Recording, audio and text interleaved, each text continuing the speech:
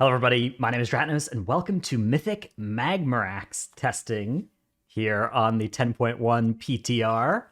This boss has an interesting twist on Mythic. So on Mythic difficulty, you can never fully soak one of these magma puddles that get created by the boss. You can only shrink them down a little bit. The mechanic has also changed a little bit in terms of how it works from heroic testing. In heroic testing, you got this dot from standing and soaking in those puddles, and every stack of the dot made you less effective at reducing the size of them. On Mythic here, and potentially on heroic again in future, now instead you can get any amount of stacks of the dot and continue to shrink the circles effectively, but if you ever get to 20 stacks, you die. So you're going to want to avoid doing that whenever possible. Now, there's also a little bit of a change to this Magma Spittle mechanic, which targets, or Molten Spittle, where it targets 3 people. One of them actually gets a different circle than the other 2 now. So we'll see if we can have that coming out soon here. I guess there was one already that just happened, but here is Molten Spittle.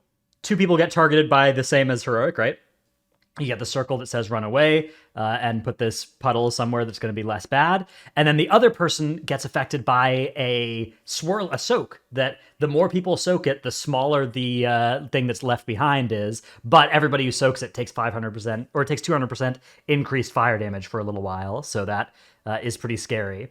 Now, there's also still the stomps, which you could see there was a nasty overlap there right after a soak. So let's just zoom back to that. The way that we started handling this was we were just going to gateway every single one. So we just got a gateway away from where our soak was, right? Where the soak circle was. We all get in that. And then you can gateway. And while you're in the gateway, or you're immune to knockback, is how that works. So that was our plan for that one. But overall, you can see this room is getting awfully polluted awfully quickly here. The problem is, every time it casts Igniting Roar, it spawns 2 random circles as well. If it didn't do that, it would be pretty feasible to have set placements, and not even necessarily set, but just reactive placements in such a way that you keep the room nice and clear. But with there being a random spawn one, it's just so nasty. You run out of space very quickly on the way that this fight was tested. We could have done a better job of keeping these pools a little bit more shrunk, I think, as well, and potentially trying to move the boss in such a way that you were baiting spit in the old puddles. But the problem is that, sort of like Sanguine, it remembers how many puddles are actually in a spot. So you can see here I'm getting 2 stacks per second in this puddle because there's 2 puddles there. So you can't even really benefit by stacking a bunch up all in the same spot, because it will still expand at the same rate and then be like a double circle. And so it's sort of, it can be good towards the end of the fight to do that, but it's not going to save you a whole lot of value like it would if you didn't get the double stacks from standing in fire. We also tried some cheese that seemed to be pretty effective, of taking the spittle out into the lava and dropping it out there. That was working actually pretty well for us in some of these pulls, something that'll probably get fixed. But other than that, this just seems like it's going to be a really nasty room denial fight, where you're going to end with the boss in a tiny sliver of livable space, and you're going to kill the boss right before you run out of room, and that's going to be cool.